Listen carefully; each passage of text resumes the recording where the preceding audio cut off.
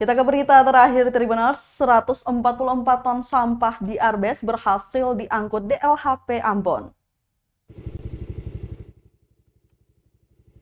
Dinas Lingkungan Hidup dan Persampahan atau DLHP Ambon berhasil mengangkut sebanyak 144 ton sampah di Arbes Batu Merah, Sirimau, Kota Ambon. Pengangkutan 144 ton sampah di Arbes itu lantaran sudah menggunung, mengular hingga meluber ke badan jalan. Hal tersebut disampaikan Sekretaris DLHP Kota Ambon Hairun Tuni Kamis 11 Agustus 2022 kemarin. Dijelaskan total 144 ton sampah itu dihitung berdasarkan armada pengangkut sampah yang dioperasikan. Kata dia pihaknya akan mengupayakan agar tumpukan sampah di Arbes ini bisa diangkut dan dibersihkan hingga tuntas agar program prioritas penjabat Wali Kota Ambon Bodewin Watimena untuk Ambon Bersih bisa terwujud. Pihaknya akan mengarahkan seluruh petugas dan armada untuk membersihkan tumpukan sampah di kawasan tersebut. Tribuners, selain DLHP, pengangkutan sampah di Arbes ini juga melibatkan Dinas PUPR dan Satpol PP Kota Ambon.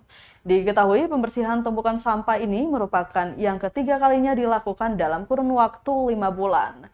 Tercatat, pembersihan pertama kawasan tersebut dipimpin oleh Sekretaris Kota Ambon atau Sekot Agus Ririmase pada April 2022.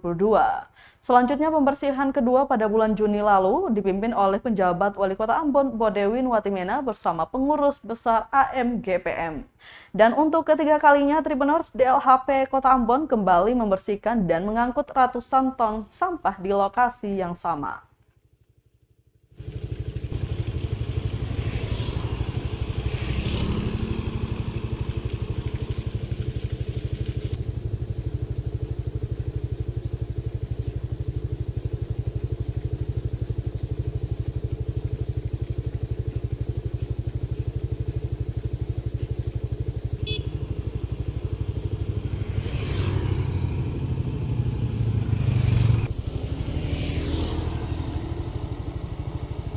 Terima kasih sudah nonton.